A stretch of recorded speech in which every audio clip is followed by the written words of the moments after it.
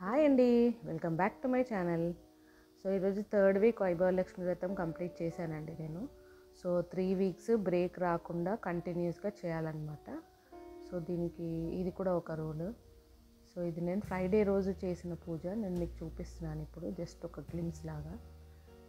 So సాటర్డేది కూడా continuation ఇదే వీడియోలో యాడ్ చేశానండి. సో ఇది సాటర్డే రోజుది, సాటర్డే మార్నింగ్ కలుషం కదిలించేది. 3 వీక్స్ అయితే కంటిన్యూస్గా అయిపోయాయండి. సో ఇంకా థర్డ్ వీక్ తర్వాత అంటే ఫస్ట్ 3 వీక్స్ బ్రేక్ రాకుండా చేయాలి. సో బ్రేక్ వస్తే మాత్రం అది ఇంకా కౌంట్లోకి రాదు, అండ్ మళ్ళీ ఫస్ట్ వీక్ నుంచి కౌంట్ చేసుకుంటూ చేయాలి. సో ఫస్ట్ 3 వీక్స్ అయితే బ్రేక్ రాకూడదు అనమాట. సో 3 వీక్స్ అయితే అయిపోయాయి నవి సక్సెస్ఫుల్లీ. సో బ్రేక్ రాకుండా చేసేసాను. ఇది థర్డ్ వీక్ దండి ఇప్పుడు మీరు చూసేది. సో నేను అనుకున్నది కొంచెం జరుగుతున్నట్టుగా నాకు కొంచెం సిగ్నల్స్ లాగా వస్తున్నాయన్నమాట.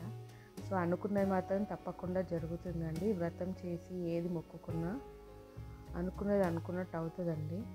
సో మీరు కూడా ఏదైనా ప్రాబ్లమ్స్ ఉంటే మాత్రం తప్పకుండా ఈ వ్రతం చేసుకోండి. మంచి రిజల్ట్స్కి అయితే కనిపిస్తాయి మీకు. సో నేను మీకు ఆల్రెడీ వ్లాగ్ చేసి పెట్టాను ముందు కూడా, వైభవలక్ష్మి వ్రతం ఫ్రైడే రోజు ఎలా చేయాలి అండ్ సాటర్డే కలుషం కదిలించే ప్రాసెస్ అంతా డీటెయిల్గా ఎక్స్ప్లెయిన్ చేసి 2 వీడియోస్ పెట్టాను. మీరు మిస్ అయి ఉంటే మాత్రం అక్కడ చూడండి. సో ఇది అండి నా థర్డ్ వీక్ది వైభవలక్ష్మి వ్రతము.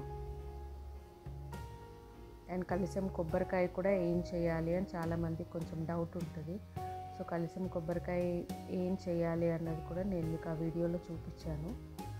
సో ఎవరైనా మిస్ అయి ఉంటే మాత్రం చూడండి. అండ్ నా వీడియోని ఫస్ట్ టైం చూస్తున్నట్టయితే సబ్స్క్రైబ్ చేయండి. Don't forget to subscribe my channel. Bye guys, see you in the next video.